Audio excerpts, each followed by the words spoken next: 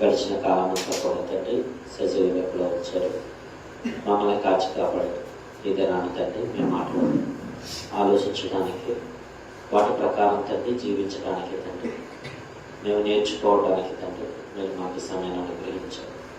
మీకు వేలాది స్తుతులు స్తోత్రాలు చెల్లించుకోవడం జరుగుతున్నటువంటి ఈ కోరికను తండ్రి ఇదిగో తండ్రి వచ్చిన మీ బిడ్డలమైన మాకు పరోక్షంగా ఉన్నటువంటి మీ బిడ్డలైన వారికి తండ్రి ప్రయోజనకరంగా తండ్రి మార్చమని మీ కృపాస్తాలకు అప్పగించుకుంటూ యేసుక్రీస్తు వారికి దూషినాపం తండ్రి ఆమేన్. క్రీస్తునందు ప్రియమైనటువంటి సహోదరి సహోదరులందరికీ మన ప్రభువును రక్షకుడైన యేసుక్రీస్తు వారి నామాన శుభాలను తెలియజేస్తా ఉన్నాను. పిల్లల మరి మత్తయి గారు రాసినటువంటి సువార్తలో 5వ అధ్యాయంలో ఉన్నటువంటి కొన్ని విషయాలను మనం ఆలోచిస్తూ వచ్చాం. ఇప్పటి వరకు ఏం ఆలోచించాం? ఆత్మీయుషమే, దీనులైన వారి ధన్యులు, అలాగే తొక్కపడు వారి గురించి, సాత్వికుల గురించి, నీతి కొరకు ఆకలి తప్పులు గల వారి గురించి ఆలోచించాం. ఈరోజు మరొక విషయాన్ని మనం ఆలోచిద్దాం. కనికరము గల వారి ధన్యులు, వారు ఏం పొందుతారు? కనికరము పొందుతారు. ఇక్కడ ఈ మాటల గురించి మీకు గతంలో కూడా చెప్పాను. ఈ మాటలు మనం ఎక్కడికి నడిపిస్తాయి? ఆత్మీయమైనటువంటి శిఖరాలకు మనం ఏం చేస్తూ ఉంటాయి? నడిపిస్తూ ఉంటాయి. అంటే ఆత్మీయ జీవితంలో మనము ఒక ఉన్నతమైన స్థానంలో మనం వెళ్ళడానికి ఈ మాటలు మనకి ఏం చేస్తూ ఉంటాయి? ఉపయోగపడతాయి. కనికరము గలవారు ధన్యులు, వారు ఏం పొందుతారంటున్నాడు? ఇప్పుడు మనకు తెలుసు, విత్తనం ఏ విత్తితే ఆ పంటను కోస్తాము. ఈరోజు చాలా మంది సమాజంలో జాలి కనికరము లేని వారు రోజు రోజుకి ఏమైపోతున్నారు? ఎక్కువైపోతున్నారు. ఈరోజు సమాజంలో జాలి, దయ, ప్రేమ, కనికరము రోజు రోజుకి ఏమైపోతున్నాయి? ఇవన్నీ కనుమరుగైపోతున్నాయి. ఒకప్పుడు ఉమ్మడి కుటుంబాలు ఉండేవి, ఏమైపోయినాయి? అవన్నీ కనుమరుగైపోయాయి. ఒకప్పుడు పరిస్థితులు, ప్రేమ, ఆప్యాయతల నడుమ ఏం చేసేవాళ్ళు అంటే పెరిగిన వాతావరణం.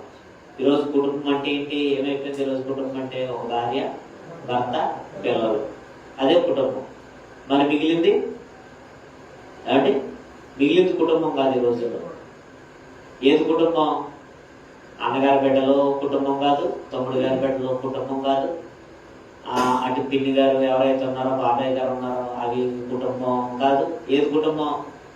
నేను, నా భార్య, నా పిల్లలే నా కుటుంబం. అంటే రోజు రోజుకి ఏమైపోతున్నాయంటే ఆప్యాయతలు, అనురాగాలు అన్నవి రోజు రోజుకి ఏమైపోతున్నాయి? కనుమరుగైపోతున్నాయి. మనుషుల్లో ఏం పెరుగుతుందనంటే స్వార్థం పెరుగుతుంది, ప్రేమ, ఆప్యాయతలు అన్నవి కనుమరుగైపోతాయి. అయితే దేవుని మాటలు చాలా విలువైనవి. దేవుని మాటలు మన కుటుంబాల మట్టుకే కాదు కానీ బయట వారి ఏడలో కూడా ఏం చూపించమంటుందే? కనికరాన్ని చూపించమంటుంది. అసలు ఈ కనికరము అన్న పదాన్ని మనం ఆలోచిస్తే జాలి లేకపోతే సానుభూతి, ఈ కనికరం అన్న పదం ఏంటంటే యోగ్యత లేకపోయినప్పటికీ, ఒకవేళ మనకి సంబంధం లేనటువంటి వ్యక్తి అయినప్పటికీ, ఒకవేళ ఏదైనా దుర్బలమైన పరిస్థితుల్లో ఉంటే, ఇబ్బందికరమైన అంటే ఇంకా ఎవరో కూడా లేకపోతే తనకు తాను కూడా సహాయం చేసుకోలేని పరిస్థితుల్లో ఉన్నప్పుడు సహాయం చేయడాన్ని ఏమంటారు? కనికరము అని అంటారు.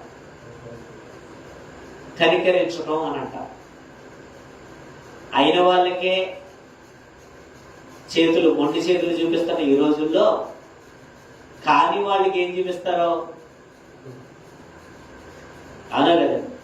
కానీ మన దేవుడు ఎటువంటి దేవుడు అంటే కరుణామయుడు. మన దేవుడు ఎటువంటి వాడు అనంటే ప్రేమమయుడు. మనలో ఏముండాలని ఆయన కోరుకుంటున్నాడనంటే కనికరము ఉండాలని దేవుడు కోరుకుంటున్నాడు. మన దేవుడు గురించిన విషయాలను ఒకసారి మనం విందాం. ఆయన ఎలాంటి కనికరం కలిగిన వాడు. ఈరోజు చాలా మంది క్రిస్మస్ చేసుకుంటున్నారు కానీ క్రిస్మస్ కి అర్థం పర్థం లేకుండా క్రిస్మస్ చేసుకుంటున్నారు. ఈరోజు వాళ్ళు మనకు కనబడుతున్నారు. కానీ ఆ యేసుక్రీస్తు వారి యొక్క ఉద్దేశాలని ఏం చేశారంటే ఆయన యొక్క ఆలోచనలు, ఆయన ప్రణాళికలను తొక్కేస్తారు, ఆయన ఉద్దేశాలను తొక్కేస్తారు. క్రిస్మస్ ఎలా చేసుకుంటున్నారంటే వాళ్ళకి నచ్చినట్టుగా చేసుకుంటున్నారు తప్ప ఎవరికి నచ్చినట్టుగా చేయటం లేదు, దేవుడికి నచ్చినట్లుగా వారు చేయటం లేదు. కానీ యేసుక్రీస్తు వారు ఆయన యొక్క కరుణ గురించి మనం ఆలోచిస్తే చక్కటి మాటలు మనకు వినబడతాయి. మార్క్ గారు రాసిన సువార్త 1వ అధ్యాయము 40వ వచనాన్ని ఒకసారి చూద్దాం. మార్క్ గారు రాసిన సువార్త 1వ అధ్యాయము 40వ వచనం. ఒక కుష్ఠరోగి ఆయన యుద్ధకు వచ్చి ఆయన ఎదుట మోకాల్లోని నీకు ఇష్టమైతే నన్ను శుద్ధునిగా చేయగలవని ఆయనతో చెప్పి ఆయనని వేడుకొనగా ఆయన కనికరపడి చెయ్యి చాపి వారిని ముట్టి. ఇక్కడ మనం చూస్తే ఆయనకి ఏమొచ్చిందట? కనికరం వచ్చింది.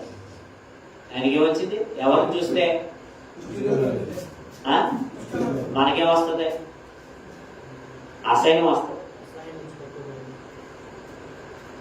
మనకే వాళ్ళ దగ్గరికి వస్తే మనకేదో ఎలర్జీ వచ్చినట్టు మనం ఫీల్ అవుతాం. కానీ రోగగ్రస్తుల్ని చూసినప్పుడు ఈరోజు చాలా మంది అసహించుకుంటారు. ఇంట్లో వాళ్ళకి వచ్చినా ఏం చేస్తూ ఉంటారు? అసహించుకుంటారు. ఒక దుర్బలమైనటువంటి పరిస్థితుల్లో ఒక వ్యక్తి ఉన్నప్పుడు మనకి ఏమొస్తుంది అంటే ఆ చెడు వాసన, లేకపోతే ఆ కంపు మనకి ఇంపుగా ఉండదు. ఇంకో విషయం ఏంటంటే ఆ రోగం కూడా మనకి చిన్న చిన్న రోగాలు వస్తే అది వేరు. కానీ ఇది ఏ రోగం? ఇది అంటు రోగం. ఈ అంటు రోగం ఉన్న వాళ్ళని మనం రాణిస్తామా? దూరం ఉండు, అలాగే ఉండు, అక్కడ ఉన్నానా ఉండు, అక్కడ లేకపోతే ఇంకేమంటాం? చేతులు ఖాళీ లేవు బాబు, ఆవల పక్కకే పోవడం. కానీ ఇలా పరిస్థితి అలా కూడా కాదు, ఆవల పక్కకు పోవడం కాదు, ఊరవతలకు పోవాలి. గతంలో కూడా మీకు చెప్తాను, ఎక్కడ పోవాలి? ఆవల పక్కకి వెళ్ళడం కాదు, ఎక్కడికి పోవాలి? ఊరవతలకు పోవాలి.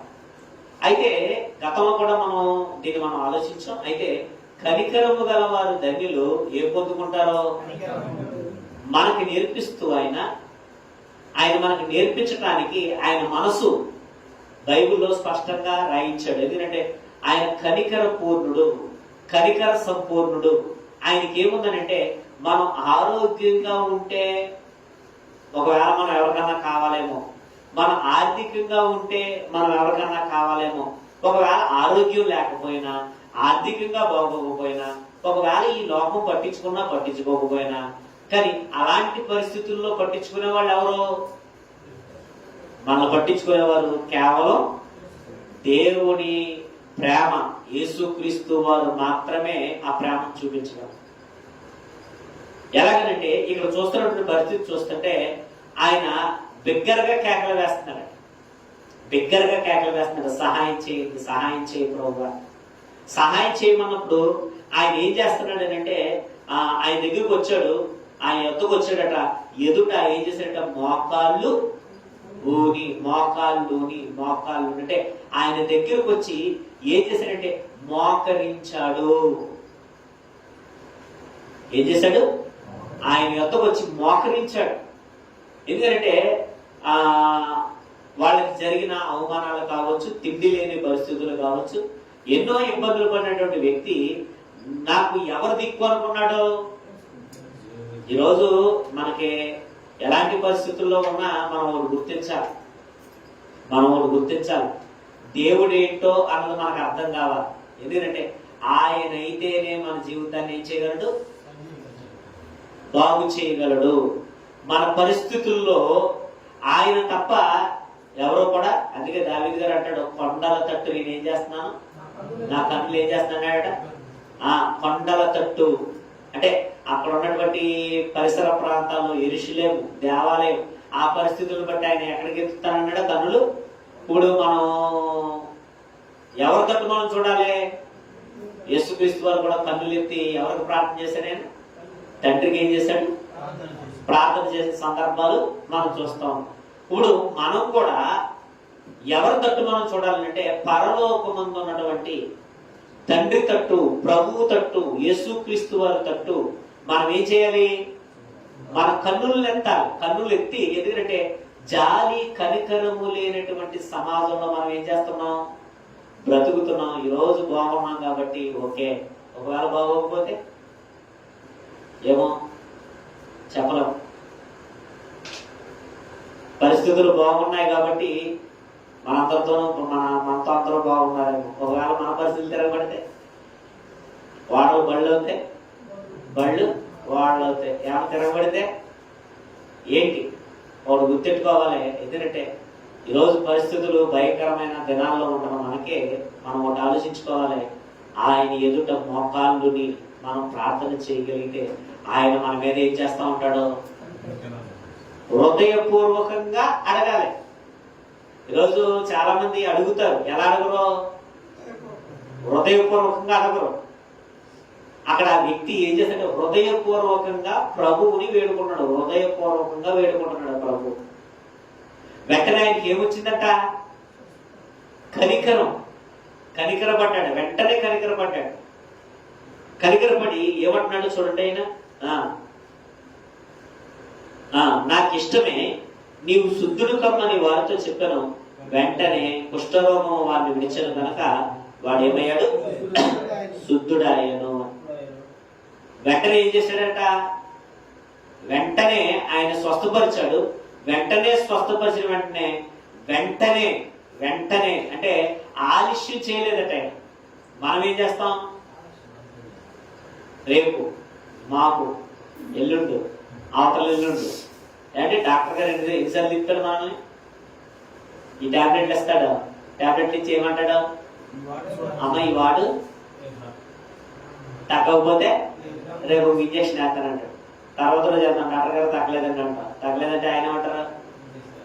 ఇటు ఎండ తగ్గిపోతే ఉండవు. ఇటు నేను ఏమన్నా దేవుడిని అనుకోవడమా అనుకోవడం అనే వాళ్ళు కూడా ఉంటారు. తిరగాలి. మనకు తెలుసు కదా, ఆ రక్తస్రావం కలిగిన స్త్రీ ఎన్ని సంవత్సరాలు తిరిగిందట? 12 సంవత్సరాలు నానా విధమైన తిప్పలు పడిందట. ఎవరి చుట్టూ తిరిగి? అంత చుట్టూ తిరిగి. అప్పుడు కన్నా ఇప్పుడు ఎక్కువైపోయారు ఈరోజు సమాజం. అవునా? పరిస్థితులు మనం చూస్తాం. చాలా తిప్పలు పడారు. అంటే ఇప్పుడు రేపురా మాపురా అంటలేదు కానీ వెంటనే ఏం చేశాడంటే సంపూర్ణమైనటువంటి ఆయన కనికరం ఏంటంటే ఆయన యొక్క మనసు మనకి తెలియజేస్తుంది. ఆయన సమాజం పట్ల ఏం కలిగి ఉన్నాడు? ఆయన కనికరము కలిగి ఉన్నాడు. మరొక సందర్భం చూద్దాం. ఆ సందర్భాన్ని బట్టి కూడా కొన్ని సందర్భాలు మనం ఆలోచిద్దాం. మత్తయి గారు రాసిన సువార్త 20వ అధ్యాయము, మత్తయి గారు రాసిన సువార్త 20వ అధ్యాయము 29 నుంచి ఒకసారి మనం చూద్దాం. వారు ఎరుకో నుండి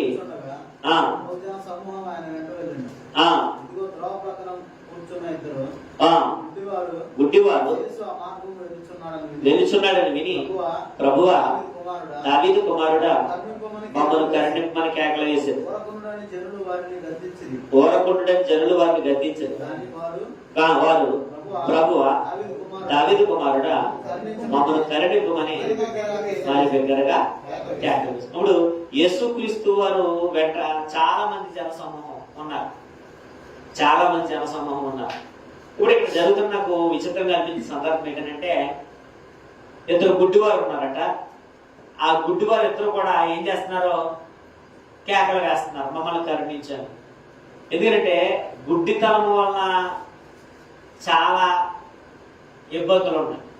కళ్ళు ఉన్నప్పుడు కాళ్ళు లేకపోయినా పర్వాలేదు, చెయ్యి లేకపోయినా పర్వాలేదు, ఒకవేళ ఫిజికల్ హ్యాండిక్యాప్డ్ అయినా పర్వాలేదు, కళ్ళు లేకపోతే సర్వేంద్రియానం నయనం ప్రధానం అన్నారు. అన్ని అవయవాల్లో కల్లా ఏది ప్రధానమైన అవయవం అంట? అందుకే సర్వేంద్రియానం నయనం ప్రధానం. అంటే ఆ కళ్ళే, అంటే అన్ని అవయవాల్లో ముఖ్యమైనటువంటి కళ్ళు ఎవరికి లేవు? పాపం వీళ్ళిద్దరికే లేవు. ఇప్పుడు వీళ్ళిద్దరికీ లేదు కనుక ఏమైపోయారు వీళ్ళిద్దరును? అంటే ఇబ్బందులు పడుతున్నారు. అప్పుడు కేకలు వేస్తున్నారట. కేకలు వేస్తున్నప్పుడు ఏం జరుగుతుంది అని అంటే ఆ చుట్టుపక్కల ఉన్నవారు ఏం చేస్తున్నారట, గర్తిస్తున్నారట. అసలు యాక్చువల్గా వాళ్ళు ఏమనాలి, బాబు బాగా వచ్చారు, ప్రభు దగ్గరికి వచ్చారు, ఏమనాలి, కరెక్ట్ టైం దగ్గరికి వచ్చారు అని అనాలా? మనుషులు మెంటాలిటీ చూడండి, ఒకరు బాగుపడితే యాక్చువల్గా పాపం ఎవరి దగ్గరికి వచ్చారే వాళ్ళు, ప్రభు దగ్గరికి వచ్చారు. ప్రభు దగ్గరికి వచ్చి ఇప్పుడు వీళ్ళకి కేకలు నచ్చట్లేదు, వాళ్ళు ప్రభుని చూడటానికి వచ్చారు. కానీ వీళ్ళు కేకలు వేస్తున్నప్పుడు ప్రభు మమ్మల్ని ఏ ఇబ్బందుల్లో వచ్చారు, ఏ సమస్యల్లో వచ్చారు, మీరు కరెక్ట్ టైం దగ్గరికి వచ్చారు. ఇప్పుడు మీరు ఎంతకాలం మీరు ఇబ్బంది పడడం తెలియదు, మీ ప్రాబ్లం ఏంటి, ఆయన దగ్గరికి వెళ్ళండి అని చెప్పి అంటున్నారా, అడ్డుపడుతున్నారా? ఏంటా కేకలేస్తున్నారు, సైలెంట్ ఎందుకు కేకలేస్తున్నారు మీరు? కరుణ లేని లోకం, కరుణాత్ముడితో ఉన్నారు, కరుణామయుడిని వెతకడానికి వచ్చారు. కరుణామయుడిని ఏమంటే ఆ కరుణామయుడి యొక్క మాటలు వినడానికి వచ్చారో, ఏదో మొత్తం వాళ్ళ అవసరాల నిమిత్తం వచ్చారో, వారి యొక్క ఆరోగ్యాల నిమిత్తం వచ్చారో, దేని నిమిత్తం వచ్చారో మనకు తెలియదు. కానీ వాళ్ళు ఒక ఇబ్బందికరమైన పరిస్థితుల్లో ఉండి కేకలు వేస్తున్నప్పుడు ఆ కేకలు ఎవరిని చలించట్లేదు, ఆ చుట్టుపక్కల ఉన్నటువంటి సమాజాన్ని ఏం చేయట్లేదు. ఈరోజు కూడా మనం అలాగే ఉన్నాం కదా, ఎవరైనా పోతే మనకేంటి అని మనం ఆ వ్యూలో మనం ఉంటున్నాం. ఈరోజు అనేక మంది ఇబ్బందుల్లో ఉన్నారు, అనేక మంది సమస్యల్లో ఉన్నారు, శోధనలో ఉన్నారు. మనం కనీసం ప్రార్థన చేయగలుగుతున్నామా వాళ్ళ నిమిత్తం? కాసేపు టైం కేటాయించి వారి ఇబ్బందులు ఏవైతే ఉన్నాయో, వారి సమస్యలు ఏవైతే ఉన్నాయో వాళ్ళ గురించి ప్రార్థన చేసే మనసు ఉందా మనకి? ఇప్పుడు కనికరం ప్రభువులో ఉన్నటువంటి కనికరం రావాలంటే మనం ఏం చేయాలి? మనం ఆయన మనసు మనలోనికి రావాలని అంటే ఎవరైతే ఇబ్బందుల్లో ఉన్నారో, సమస్యల్లో ఉన్నారో వారి నిమిత్తం మనం ప్రభు దగ్గర మనం ఏం చేయాలి? ఒకవేళ సహకరించే పరిస్థితి ఉంటే సహకరించవచ్చు, ఒకవేళ ఆ పరిస్థితి లేదు కానీ మనం ఏం చేయొచ్చు? కానీ మనం ఏం చేయలేకపోతున్నాం. ఈరోజు మనం తిన్నామా, మనం తాగామా, అంటే కొంతమంది అయితే మేము ఖాళీగా కూర్చొని ఆటలాడుకున్నామా. అంటే దేవుడు మనకి ఇచ్చిన సమయంలో మనము ఎప్పుడు సంపాదించుకుంటాం? ప్రభువులో ఉన్నటువంటి కనికరాన్ని మనం ఎప్పుడు సంపాదించుకుంటాం? ప్రభువులో ఉన్నటువంటి ప్రేమను మనం ఎప్పుడు సంపాదించుకుంటాం? ప్రభువు మనకి ఇచ్చినటువంటి జ్ఞానాన్ని మనం ఎప్పుడు నేర్చుకుంటాం? అంటే ఈరోజు సమయాన్ని వృధా చేసేవారుగా మనం ఉంటున్నాం. సమాజము పట్ల కానీ, కుటుంబం పట్ల కానీ, కుటుంబంలో ఎవరికి బాగోకపోయినా ఏమండి, లేకపోతే మన బంధువుల్లో కానీ చుట్టుపక్కల ఎవరైతే ఇబ్బంది పడుతున్నారో వారి నిమిత్తం కనీసం మనం సమయం కేటాయించి ప్రార్థన చేయగలుగుతున్నామా ప్రభు దగ్గర? ఆ రోజు వాళ్ళకి నచ్చట్లేదు. ఈరోజు కూడా అంటే ఇబ్బందుల్లో ఉన్నవాడు మనకు నచ్చడు, ఇరుకుల్లో ఉన్నవాడు మనకు నచ్చడు, సమస్యల్లో ఉన్నవాడు మనకు నచ్చడు. వాడు వస్తే మనకు చాలా భయం. అవునా కదా? వాళ్ళకి నచ్చట్లేదు. అక్కడ సమస్యలో ఉన్నవాడు నచ్చుతున్నారా? నచ్చట్లేదు. అక్కడ నచ్చట్లేదు. చూడండి, ఆరోగ్యం ఉన్నప్పుడు నచ్చుతాడు, అనారోగ్యం ఉన్నప్పుడు వాళ్ళకి సేవ చేయాలన్నప్పుడు ఆ రోజు జాలి లేని వారిగా ఉన్నట్టుగానే ఈ రోజు కూడా మనం ఎలా ఉంటున్నాం? అందుకే అన్నాడు, కనికరము గలవారు ధన్యులు, వారు ఏం పొందుకుంటారో. ఇప్పుడు మరి మనకి కనికరం మనకి కలగాలి అని అంటే, కనికరం ఆయనలో ఉన్నటువంటి కనికరం మనకు రావాలి అని అంటే, ఎందుకంటే మనం ప్రభు దగ్గరికి ఎందుకు రావాలి? ఆయనలో ఉన్నటువంటి లక్షణాలను మనం నేర్చుకోవడానికే మనం రావాలి. ఆయనలో ఉన్నటువంటి గుణగణాలు మనం నేర్చుకోవడానికి ఎక్కడికి రావాలి? ప్రభు సన్నిధికి రావాలి. ఈరోజు తల్లి అంటే, లేకపోతే తండ్రి అంటే, కుటుంబం అంటే, ఒక భర్త, ఈ అనురాగాలు ఆప్యాయతలు ఏవైతే ఉన్నాయో, భార్య పిల్లలను అవి ఏమైపోతున్నాయి రోజు రోజుకి? ఈ జాతి లేని భయంకరమైనటువంటి కనికరం లేనటువంటి పరిస్థితులు సమాజంలో రోజు రోజుకి ఎక్కువైపోతాయి. మరి ఇలాంటి పరిస్థితుల్లో దేవుడు మనకు ఉన్నతమైన శిఖరానికి ఎక్కించేటువంటి మాటలు బైబిల్లో ఆనాడే చెప్పాడు, ఆయన అంటాడు, కనికరము గలవారు ధన్యులు, వారు ఏం చేస్తారో. ఆ కనికరము లేని వారి మధ్యన ప్రభు ఉన్నాడు, కానీ తన కనికరాన్ని ఏం చేస్తున్నాడో. ఎలాగా చూడండి, వాళ్ళు ఏమంటున్నారు అని అంటే, చూడండి వాళ్ళు ఏమంటున్నారు. త్రోవ పక్కన కూర్చుని ఇద్దరు గుడ్డివారు ఆ మార్గమును వెళ్ళుచున్నాడని విని, దావీదు కుమారుడా మమ్మల్ని కరుణించమని కేకలు వేసిరి. ఓడకుంటున్న జనులు వారిని ఏం చేస్తారట, గద్దిస్తున్నారట. అప్పుడు వారు, ప్రభువా దావీదు కుమారుడా మమ్మల్ని కరుణించుము అని ఏం చేశారట, బిగ్గరగా ఏం చేశారు, కేకలు వేశారు. అప్పుడు ఏం జరుగుతుందంటే, కాబట్టి యేసు నేను మీకేమి చేయకూరుచున్నానని వారిని అడుగుగా. ఎవరిని అడిగారట వాళ్ళు? ప్రభుని అడిగారట. ప్రభు మనసు ఏంటో ఎవరికి అర్థమైంది? వాళ్ళకి అర్థమైంది. కాబట్టి ఇచ్చేవాళ్ళని అడుగుతామా, ఎవరన్నా అడుగుతామా? అడిగారంటే వాళ్ళ మనసు ఏంటో మనకు అర్థమవుతుంది. కొంతమందికి ఆయన అడిగినా మనకేమన్నా మనకు అర్థమైపోతే, ఈయన అడిగితే మనకేమి మన విషయం అర్థమైపోతుంది కొంతమంది విషయాలు. కానీ దేవుణ్ణి అందరూ అడుగుతారు. ఎందుకని అంటే దేవుడి మనసు ఎవరిలో ఉండాలి? ఈరోజు మనలో ఆ మనసు ఉందా? కఠినం చేసుకుంటున్నామా? ఆయనకి ఉన్నదాన్ని ఏం చేస్తున్నాడంటే, ఆయన కలిగిన దాన్ని ఇస్తున్నాడు. ఎందుకంటే కలిగినది ఏది ఆయన లేకుండా కలగలేదు. ఆయన చెయ్యగలడు, ఆయన సమర్థుడు. కనుక ఏం చేస్తున్నాడు ఆయన? ఇప్పుడు మనం కూడా ఒకటి ఉంది, మనం చేయగలం. ఏం చేయగలం? ఖచ్చితముగా ప్రార్థన మనం చేయగలం. లేదా మనకు దేవుడు ఇచ్చినటువంటి స్థితిని బట్టి, మనము దేవుడు మనకి ఇచ్చిన జ్ఞానాన్ని బట్టి, మనకున్నటువంటి పరిస్థితులను బట్టి మనం ఏం చేయగలం. ఇక్కడ యేసుక్రీస్తు వారిలో మనం నేర్చుకోవాల్సిందంటే, ఆయనలో ఏముందంటే కనికరము ఉంది. ఆ కనికరము పిలిచింది. అక్కడ ఉన్నవారేమో నోరు మీయమన్నారు, ఈయనేమో నోరు మీయమనలేదు. ఒకసారి రండి, నా దగ్గరికి రండి, ఏంటి మీ పరిస్థితి ఏంటి, నేను ఏం చేయాలనుకుంటున్నారు, మీరు ఎందుకు నన్ను పిలిచారు అన్నాడు. నాకు ఇది పరిస్థితి ప్రభువా అన్నారు. అన్న వెంటనే ఆయన ఏం చేశాడు ఏమండి, వారు ప్రభువా మా కన్నులు తెరవడం. అప్పుడు కాబట్టి యేసు కనికరపడి వారి కన్నులు ఏం చేశాడట, ముట్టాడట. వెంటనే వారు దృష్టి పొంది ఆయన వెంట వెళ్ళారు. ఇలాంటి చాలా సందర్భాలు మనకు బైబిల్లో ఉన్నాయి. చాలా సందర్భాలు మనకు బైబిల్లో ఉన్నాయి. అయితే ఎందుకు ఈ విషయాలు ఇప్పుడు వరకు మనం ఆలోచించామంటే, ఆయన మనసు ఏంటో, ఆయన కరుణామయుడు, ఆయన ప్రేమమయుడు, ఆయన జాలి కలిగిన వాడు అన్నటువంటి విషయాలు మనకి అందరికీ తెలుసు. క్రైస్తవులుగా మన అందరికీ తెలుసు. కాబట్టి ఆయన మనసు ఎవరు కలిగి ఉండాలి? మనం కూడా కలిగి ఉండాలి. కానీ ఈరోజు పరిస్థితుల్లో, ఎలాంటి పరిస్థితుల్లో మనం ఉంటున్నాము అని అంటే చూద్దాం. ఇంకా సందర్భాలు మనకు కనపడుతున్నాయి. ఒకసారి మనం చూద్దాం. మత్తయి గారు రాసిన సువార్త 18వ అధ్యాయము. మత్తయి గారు రాసిన సువార్త 18వ అధ్యాయము. ఇంకా సందర్భాలు చూద్దాం. ఒకసారి 15 నుంచి చూడండి ఒకసారి. మరియు నీ సహోదరుడు నీ ఎడల తప్పిదము చేసిన ఎడల నీవు పోయి నీవును అతడును ఒంటరిగా ఉన్నప్పుడు అతన్ని గద్దించు. అతను నీ మాట విని ఎడల నీ సహోదరుని ఏం చేసుకున్నావు, సంపాదించుకున్నావు. ఇక్కడ మరొక వెర్షన్లో మనం కనికరం చూపించాలి. కనికరము అంటే కొన్ని ఆరోగ్య పరిస్థితులకు సంబంధించిన విషయాలు మనం విన్నాం. ఇంకోటి వ్యక్తిగతమైనటువంటి పరిస్థితులు.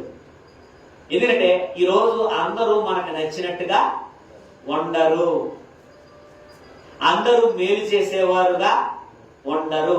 ఇప్పుడు కనికరం, ఇంకొక విషయంలో మనం కనికరం చూపించాలి. ఏ విషయంలో కనికరం అంటే, నీ సహోదరుడు నీ ఎడల తప్పిదం చేసినప్పుడు ఏం చేయమంటున్నాడు. ఇప్పుడు ఈరోజు మనం రోగంగా ఉన్న వాళ్ళ మీద ఏం కలిగి ఉండాలి, కనికరం చూపించాలి. అది నువ్వు ఎలా చేయగలవో, ఒకవేళ ఆర్థిక పరంగా కావచ్చు, లేకపోతే వెళ్ళి పలకరించైనా కావచ్చు, లేకపోతే ప్రార్థన చేసైనా కావచ్చు. నీ శక్తిని బట్టి, నీ సామర్థ్యాన్ని బట్టి దేవుడి ప్రేమను మనం ఏం చేయాలి, చూపించాలి. ఇంకొకరి విషయంలో మనం కనికరం చూపించాలి. ఎవరి విషయంలో అంటే, ఎవరైతే వ్యక్తిగతంగా మన పట్ల తప్పులు చేస్తున్నారో. వ్యక్తిగతంగా తప్పులు అని అంటే, మన పట్ల వ్యక్తిగతంగా తప్పులు అంటే ఏదో సందర్భంలో మనం మోసం చేయడం కావచ్చు, లేకపోతే మనల్ని కాని మాట అనడం కావచ్చు, లేకపోతే మనల్ని ఏదైనా ఇబ్బంది పెట్టుండడం కావచ్చు. అలాంటి టైంలో మనం ఏం చేస్తాం? మనుషుల్ని మనం ఏం చేస్తాం? దూరం చేసుకుంటాం. వాళ్ళ గురించి ఏం చేస్తూ ఉంటాం? వాళ్ళ గురించి ఏం చేస్తూ ఉంటాం? కోపం పెట్టుకుంటాం. వాళ్ళని శత్రువులుగా మనం చూస్తాం. మనమే కాదు, ఇతరుల నుండి కూడా వాళ్ళకి సహాయం పొందకుండా చేసే పరిస్థితులు మనం చేస్తూ ఉంటాం. ఇక్కడ మాట్లాడుతూ అంటాడు, ఇంకొకరి పట్ల కూడా మనం కనికరాన్ని చూపించాలి. అలాగే కుటుంబ సభ్యులు కూడా మన పట్ల ఏం చేయొచ్చు? ఏదో ఒక తప్పిదం చేయొచ్చు. ఇప్పుడు తప్పిదం చేసినప్పుడు ఏం చేయాలట? ముందెళ్ళి ఒంటరిగా ఉన్నప్పుడు ఏం చేయాలట?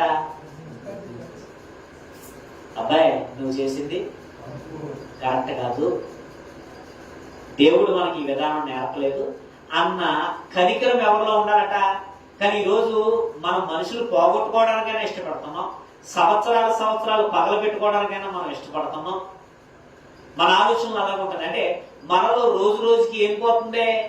ప్రేమ, ఆప్యాయతలు, క్షమించే గుణం, ఇవన్నీ ఏమైపోతున్నాయి? ఈరోజు భార్య భర్తలు కూడా ఏం చేసుకోలేకపోతున్నారు?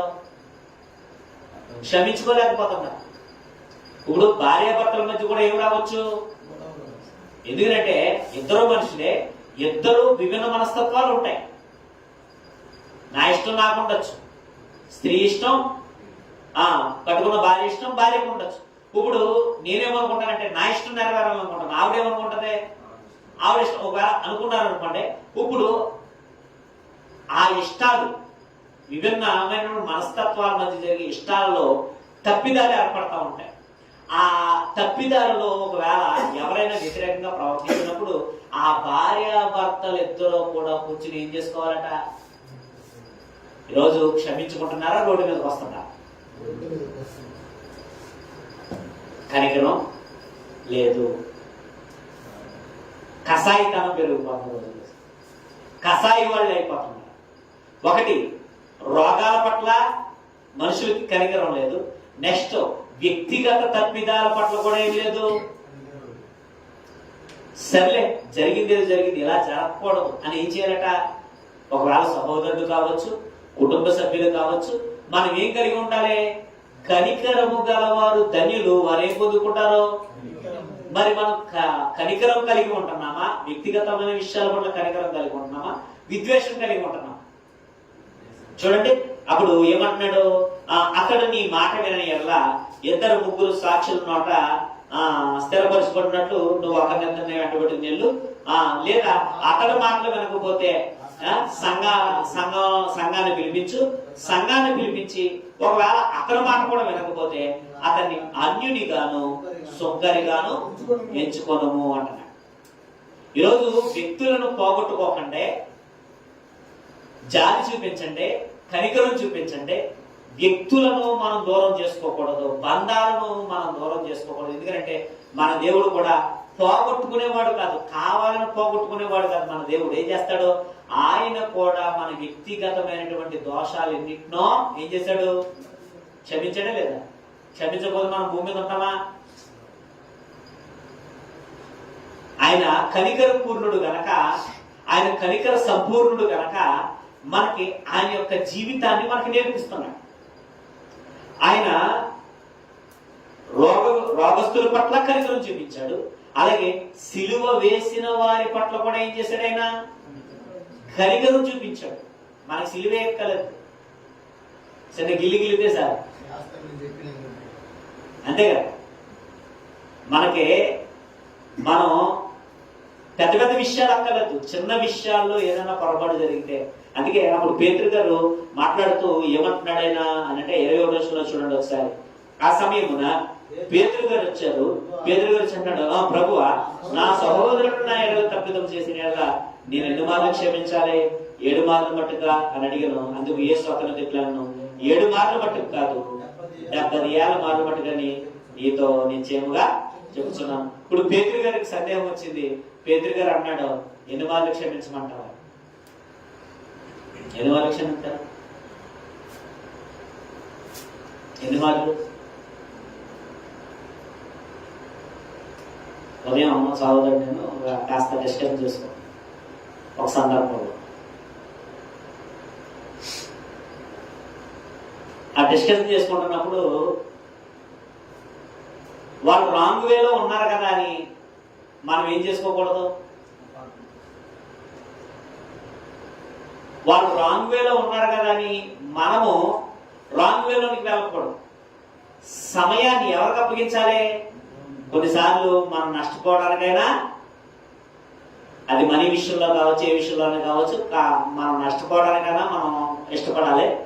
కానీ మనం ఏం చేస్తాము అని అంటే ఆ సమయంలో వాళ్ళు చేస్తున్నటువంటి ఆ పొరపాటును మనం ఏం చేస్తూ ఉంటాం, దానికి మరొక మార్గాన్ని ఎంచుకుంటాం. ఎందుకంటే వాళ్ళు మనకు నష్టం చేస్తున్నారు, మనం ఎలా నష్టం చేయాలని అనుకుంటాం. కానీ ఇక్కడ పేతురు గారు ఏమన్నంటే క్షమాపణ అడుగుతున్నాడు. ఎన్ని మార్లు అంటాడు? మరి 7 మార్లు తర్వాత మళ్ళా నేను ఏం చేయొచ్చు? 7 మార్లు. ఒకటోసారి ఆగచ్చా? రెండోసారి ఓపిక కలిగి ఉంటాను, నా ఓపిక 3ఓసారి, నా ఓపిక 4ఓసారి, 5ఓసారి, 6ఓసారి, 7ఓసారి, ఇంకా అంతకు మించి నేనేం చేయలేను, ఓపికగా ఉండలేదు. కానీ దేవుడు అంటున్నాడు 7 మార్లు మట్టుకు కాదు. ఎన్ని మార్లు మట్టుకి? ఈరోజు ఏమి నిలబడాలన్నా మన మధ్యన ఏముండాలి? కనికరము, సహనము. ఇప్పుడు సంఘాలు నిలబడాలన్నా ఏముండాలి? ఈరోజు మన సహోదరులు అండి, మనకి ఈ సహోదర బంధం ఇప్పటి వరకు మనం కొనసాగాలం, మరణం వరకు కొనసాగాలని అంటే మనకు మరణం వరకు ఏముండాలి? ఈరోజు సంఘాలలో అది లేదు కాబట్టి ఈరోజు సంఘాలు ఏమైపోతున్నాయి? ఎక్కడికక్కడ చీలిపోతున్నాయి. ఇప్పుడు భార్యాభర్తలు ఉన్నారో వారు కూడా కనికరము కలిగి ఉంటారు. ఇప్పుడు వాళ్ళు కూడా ఎంతవరకు ఓపిక కలిగి ఉంటున్నారు? ఈరోజు మన మధ్యలో ఒక ఆయన అంటున్నాడు, ఆయన గతంలో చాలా కాలం క్రితం డిస్కషన్ చేశాడు. నేను విడాకులు ఇచ్చేద్దాం అనుకుంటున్నానండి అన్నాడు. స్టన్ అయిపోయారు. ఎందుకు నువ్వు విడాకులు ఇద్దామని అనుకుంటున్నావు అన్న. క్యారెక్టర్ పరంగా ఏమన్నా బ్యాడ్డా అన్నా. క్యారెక్టర్ పరంగా ఏం బ్యాడ్ కాదండి అన్నాడు. మరి దేనికి నువ్వు విడాకులు ఇచ్చేద్దాం అనుకుంటున్నావు అన్న. అన్నప్పుడు ఆయన అన్నాడు, నా మాట వింటలేదండి, నన్ను అర్థం చేసుకుంటలేదండి, నష్టపెడుతుందండి అన్నాడు. ఇప్పుడు క్యారెక్టర్ బాగలేదు అని అన్నాడు అనుకో, పోనీ ఇంకో రకంగా తీసుకోవడానికి అవకాశం ఉంది. కానీ ఆవిడ పోరు పడలేక ఏమంటున్నాడు, ఆవిడ పోరు పడలేక ఏమంటాడంటే ఆ క్యారెక్టర్ మంచిదేనండి, కానీ ఏం చేస్తాను నేను అంటే ఆవిడ పోరు పడలేకపోతున్నాను కాబట్టి నేను ఆవిడని క్షమించలేకపోతున్నాను అని అన్నాడు. బైబిల్ ఎట్టి పరిస్థితుల్లోనూ దీనికి ఏం చేయట్లేదు, అంగీకారము తెలపటం లేదు. నువ్వు చెప్పిన కారణం కూడా సరైనది కాదు, నువ్వు చెప్పిన కారణం కూడా సరైనది కాదు. దేవుడు ఎలా చెప్పాడు? భార్యాభర్తలో ఎలా ఉండాలన్నాడు? మీరిద్దరూ ఏక శరీరం. భార్యాభర్తలు ఎవరమ్మా? ఏక శరీరం. వివాహ వ్యవస్థ హత్య అంటే ఆ దాపత్యం ఎప్పుడు, ఇప్పుడు పురుషుడిని ఏమన్నాడు? శిరస్సు అన్నాడు. బాడీ ఎవరన్నారో? స్త్రీ అన్నాడు. ఇప్పుడు తలకాయ నుంచి మొండు వేరైతే ఏమవుతుంది? అది హత్య అవుతుంది. భార్యాభర్తలు ఇద్దరు ఒకవేళ వేరవుతే దేవుడు ఏమన్నాడంటే అది వైవాహిక బంధాన్ని హత్య చేయడమే. వైవాహిక బంధాన్ని ఏం చేయడం? హత్య చేయడమే. అందుకనే ఇద్దరిది ఏక శరీరం. ఈ శరీరం మీద, పురుషుడి శరీరం మీద వేరే వాళ్ళకి అధికారం లేదు, అలాగే స్త్రీ శరీరం మీద వేరే వాళ్ళకి అధికారము లేదు. ఎందుకంటే ఇద్దరు ఏమైనారో, కానీ వారు ఒకరినొకరు ఏం చేసుకోలేకపోతున్నారో. చిన్న చిన్న పొరపాట్లు ఎందుకు వస్తుంది? క్రాషెస్ ఎందుకు వస్తుంది? క్రాషెస్ రావడానికి వెళ్ళిన కారణం ఏంటి? ఆవిడ మనసు ఏంటి, లేకపోతే మా ఆయన మనసు ఏంటి అని ఒకరినొకరు ఏం చేసుకోవాలి. ఈరోజు అన్నదమ్ములు క్షమించుకోలేకపోతున్నారు, సహోదరులు క్షమించుకోలేకపోతున్నారు, భార్యాభర్తలు క్షమించుకోలేకపోతున్నారు. దీనివల్ల ప్రేమ చచ్చిపోయి మనుషుల్లో ఏమొస్తుంది? పగలు, ద్వేషాలు, ఇవన్నీ వస్తాయి. అందుకనే దేవుడు అంటున్నాడు కనికరం నేర్చుకోండి అంటున్నాడు. ఒకటి, రోగగ్రస్తుల పట్ల మనం ఏం కలిగి ఉండాలి? కనికరం కలిగి ఉండాలి. 2 సమాజం కావచ్చు, కుటుంబం కావచ్చు, సహోదరులు కావచ్చు, మనము ఏం కలిగి ఉండాలంటున్నాడు? సహనం కలిగి ఉండడం ద్వారా మనం ఏం పొందుకుంటాం? కనికరాన్ని పొందుకుంటాం. అప్పుడు ప్రభువులో మన కనికరం ఉందనుకోండి, మనం ఏం చేస్తాం? క్షమించడం నేర్చుకుంటాం. ఏమంటే ఇప్పుడు పేతురు గారు అంటున్నాడు, నాకు అసలు టెంపర్ ఎక్కువ. ఏమంటే అంటా ఉంటాం కదా, పేతురు గారు చాలా బెటర్. మనకి అర్థం కావడానికి బైబిల్లో శిష్యుల్లో కాస్త టెంపర్ పర్సన్ ఎవరు? చాలా టెంపర్ పర్సన్ ఎవరైనా పేతురు గారు. ఆయనకి సహనం తక్కువ. యేసుక్రీస్తు వారు పట్టుకోవడానికి వచ్చినప్పుడు శిష్యులందరూ అనుకుంటున్నప్పుడు అనుకునేలోపు వేసేసాడు. ఎవరో అప్పుడు అన్నాడు, యేసుక్రీస్తు వారు అన్నాడు, కత్తి పట్టుకున్నవాడు కత్తితోనే చనిపోతాడు. వద్దు, భార్య మీదకి, భర్తల మీదకి, సహోదరుల మీదకి కత్తులు, కర్రలు ఇవి కానీ పట్టుకోవాల్సింది. ఏం పట్టుకోవాలి? వాక్యాన్ని, ఒకరినొకరు ప్రేమించు. అంటే ఈరోజు సమాజానికి ప్రేమించుకోవడంలో ఉన్నటువంటి ఆనందం తెలియదు. అది దౌర్భాగ్యకరమైన స్థితి. ప్రభువులో ఉన్నటువంటి ప్రేమ కలిగి ఉంటే ఎలా ఉంటాం మనం? దాంట్లో ఉన్న ఆనందం ఎవరికైనా తెలుసండి? ఇప్పుడు ఒక వ్యక్తి పట్ల మనం కనికరం చూపించినప్పుడు ఆ వ్యక్తి నన్ను ఎవరో పట్టించుకోకపోయినా మీరు పట్టించుకున్నారనే ఆ ప్రేమ చూపిస్తాడు చూసారా? ఆ యొక్క కృతజ్ఞత చూపిస్తాడు చూసారా? దాంట్లో ఉన్న ఆనందం దేంట్లో దొరుకుతుందా? అంటే భార్యాభర్తలు ఇద్దరు ప్రభువుని బట్టి, అన్నదమ్ములు లేకపోతే సంఘం ఒకరిని బట్టి ఒకరు ప్రేమ కలిగి ఉంటే ఇదే కదా క్రిస్మస్ అంటే. అవును కదా? ఈరోజు చాలా మంది క్రిస్మస్ చేస్తారు. ఎలా చేస్తారు క్రిస్మస్? పగలుంటాయి, లోపల ఉదయంలో ఏమండి సహోదరుల మధ్య చాలా ఉంటాయి. కానీ ఏం చేస్తూ ఉంటారు? హ్యాపీ హ్యాపీ హ్యాపీ హ్యాపీ అంట క్రిస్మస్ అంట. ఏంటి క్రిస్మస్? లోపల ఉన్నదంతా ఎడిదా క్రిస్మస్. ఈరోజు చూడండి, ఆ స్టార్ దగ్గరే గొడవ అవుతుంది. ఇదే చెప్తాం మెసేజ్. అంటే ఆ లైటింగ్ దగ్గరే గొడవ అవుతుంది, ఆ కుర్చీల దగ్గరే గొడవలు అవుతుంది, ఆ తినే భోజనం దగ్గరే గొడవలు అవుతుంది. అంటే నాకు మొక్కే లేదని ఒకడు గొడవ, అంటే అది లేదని గొడవ, ఇది లేదని గొడవ, నన్ను సరిగ్గా పట్టించుకున్నారని గొడవ, పట్టించుకోలేదని గొడవ, అవతల మొక్కేశారని గొడవ. అంటే ఒకరినొకరు ప్రేమించుకునే తత్వం లేదు, ఒకరినొకరు క్షమించుకునే తత్వం లేదు. ఒక తప్పిదం జరిగినప్పుడు ఓర్పు, సహనం కలిగిన వారి సమాజంలో మనకు కనపడలేదు. మరి యేసుక్రీస్తు వారి యొక్క కనికరాన్ని మనం ఎలా నేర్చుకుంటాం? యేసుక్రీస్తు వారు ఈ సమాజానికి వచ్చి ఏం నేర్పించాడు అంటే, రోగగ్రస్తుల పట్ల కనికరం చూపించాలి. నెక్స్ట్ సంఘం పట్ల, లేకపోతే సమాజం పట్ల, లేకపోతే కుటుంబ సభ్యుల మధ్య మనం ఏం కలిగి ఉండాలి? అప్పుడు పేతురు గారితో అంటున్నాడు, ఓ మంచి మాట అంటున్నాడు, 7 మార్లు మట్టుకు కాదు, ఏమన్నాడు? 70 ఏళ్ళ మట్టికి. అంటే జీవితాంతం మనం ఏం కలిగి ఉండాలి? కోపం. జీవితాంతం మనం ఏం కలిగి ఉండాలి? పగ అని అంటున్నాడా? అంటే నేను ఎవరితోనో మాట్లాడతాను కానండి, వారితో నేను మాట్లాడు. మరి దేవుడు మాట్లాడడం మానేస్తే మనతోటి, దేవుడు మనల్ని పట్టించుకోవడం మానేస్తే చూడండి ఎంత విలువలు దేవుడు నేర్పిస్తున్నాడు. చూడండి, చివరిసారిగా మనం ముగించుకునే ప్రయత్నం చేద్దాం. అప్పుడు ఏం జరుగుతుంది? మరొక ఉపమానం యేసుక్రీస్తు వారు చెప్తున్నాడు. చెబుతూ ఏమని చెప్తున్నాడు అంటే చూద్దాం. కింద వచనం నుంచి 23వ వచనం అంటున్నాడు, కావున పరలోక రాజ్యము తన దాసుల యొక్క లెక్క చూచుకొని కోరిన రాజును కోరి ఉన్నది. అతడు లెక్క చూచుకొని మొదలు పెట్టినప్పుడు అతనికి 10,000 తలాంతులు వచ్చిన ఒకడు అతని యొద్దకు తేవడం. అప్పు తీర్చుటకు వాని యొక్క ఏమీ లేవు. వాని యజమానుడు వాని భార్యను, వాని పిల్లలను, వాని కలిగినది యావత్తును అమ్మి అప్పు తీర్చవలని ఆజ్ఞాపించను. కాబట్టి ఆ దాసుడు అతని ఎదుట సాగిలపడి మొక్కి, నా ఎడలో ఓర్చుకొనము, నీకు అంతయు చెల్లిందని చెప్పగా యజమానుడు కనికరపడి వాని విడిచిపెట్టను, వాని అప్పంతయు క్షమించను. ఏమండి, ఇక్కడ జరుగుతున్నటువంటి సందర్భంలో 2 వ్యక్తులు మనం గతంలో కూడా ఆలోచించాం. ఇక్కడ ఒక వ్యక్తి అప్పు చేశాడట. అది ఎంతప్పట? 10,000 తలాంతులు. అంతే కదండి, 10,000 తలాంతులు వచ్చి ఉన్నాడట. 10,000 తలాంతులు అంటే ఒక్కొక్క తలాంతు ఇంచుమించి ఎంతట? 3,600. ఇప్పుడు 10,000 తలాంతులు అని అంటే ఎంతండి? ఆలోచించండి. 10,000 ఒక్క తలాంతు కాదు, 10,000 ఇంటూ 3,600 కొట్టాలి. ఏమండి అప్పట్లోనే అంటే తీర్చలేన తప్పు ఎవరిదే? ఈరోజు మనం దేవుడి పట్ల చేసిన తప్పులు ఏంటండి?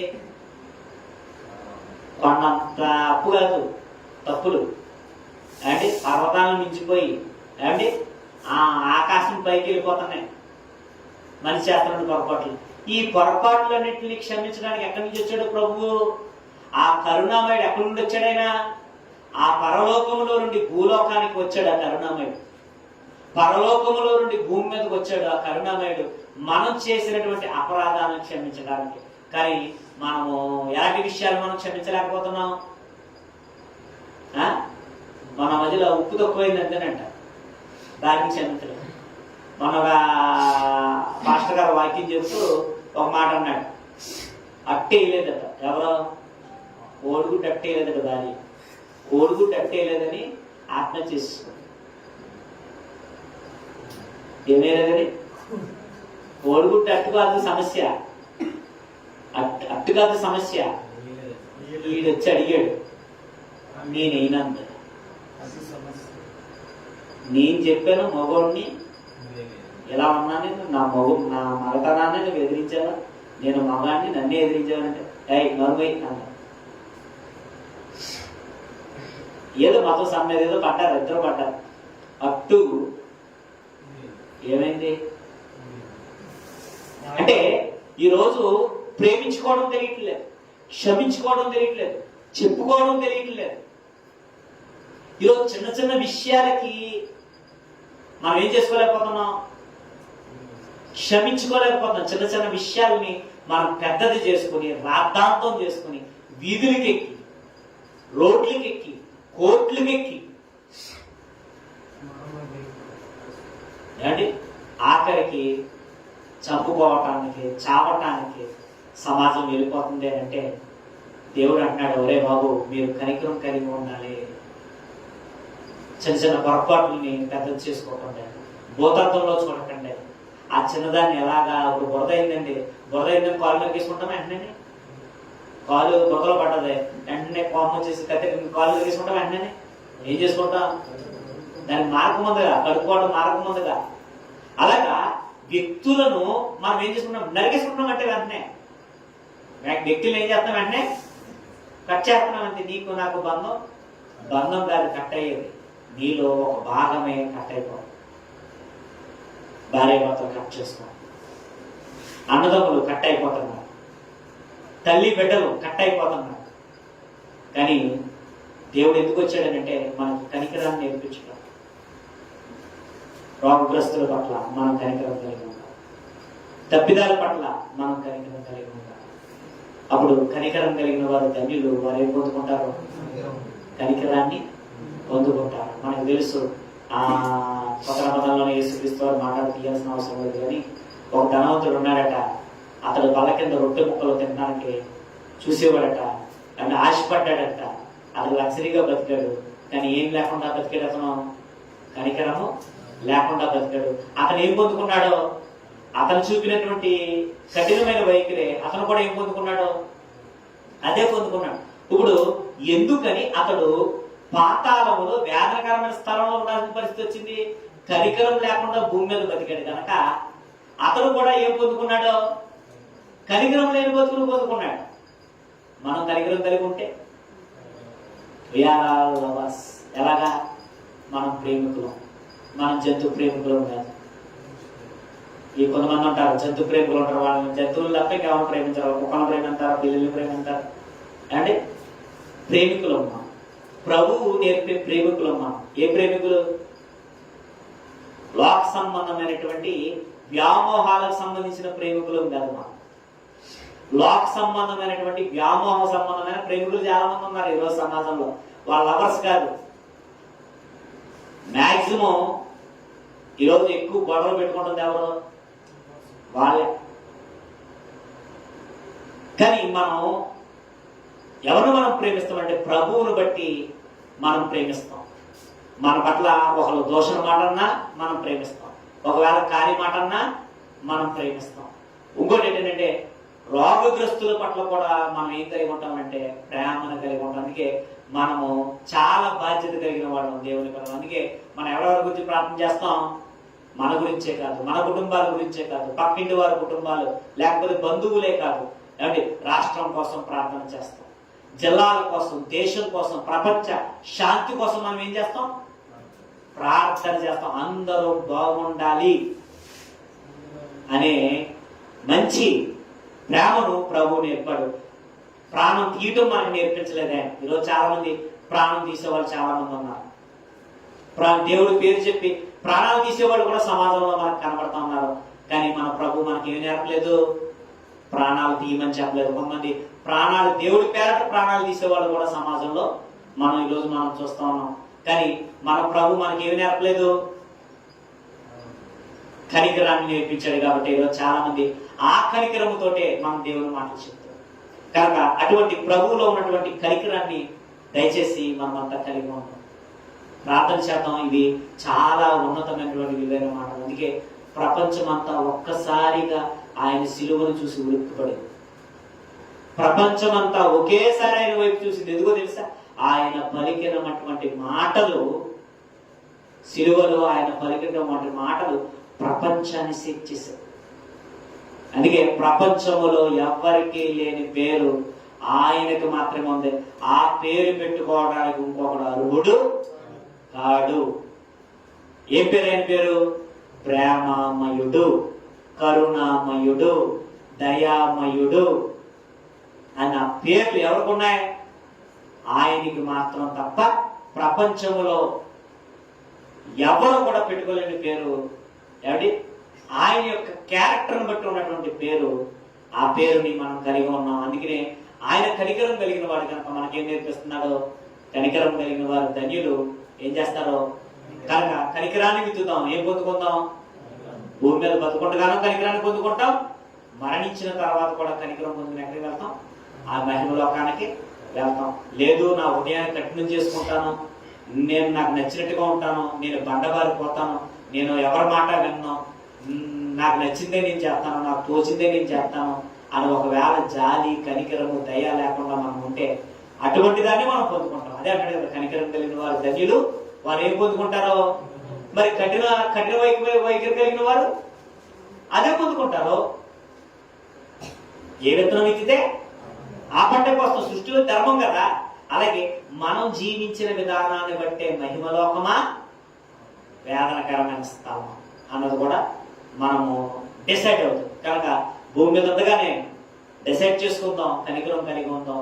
ఆ యొక్క కరుణామయిని మనం అంతా కూడా స్తుతిస్తూ, ఆరాధిస్తూ ఆ యొక్క కరుణామయిని సంగతి మనం అంతా చేరాలని నా మాటలు ముగిస్తున్నాను. కావాల్సినైతే ప్రార్థన చేస్తున్నాం.